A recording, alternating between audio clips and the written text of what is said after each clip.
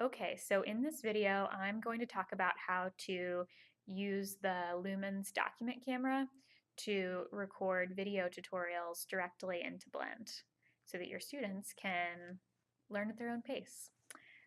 So first I'm going to go into my Lumens bag and I'm going to find this black USB cord and get that plugged in. So I take off these little guys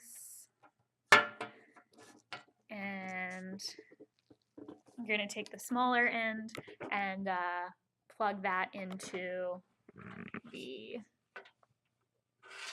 Doc Cam, whoops, and then plug into your computer. Let's see over there. Nope. Yep. Okay. And then come back over to your document camera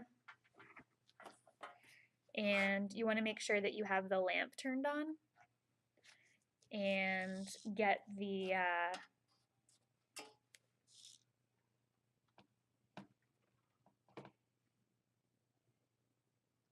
top of the document camera as close down as you can to whatever you're trying to capture, and you'll be able to see what that looks like in Blend once you start prepping to record.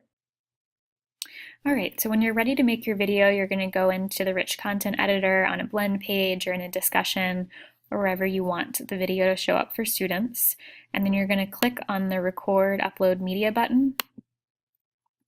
And you should see this pop-up box. And if your box looks different, then you need to go and update your Chrome browser because your computer is probably running Flash, and that's not going to make for a good video, we found from some of our testing. So make sure that you see the same box here, and then you're going to click on Webcam, and you'll get the option to select the Lumens document camera.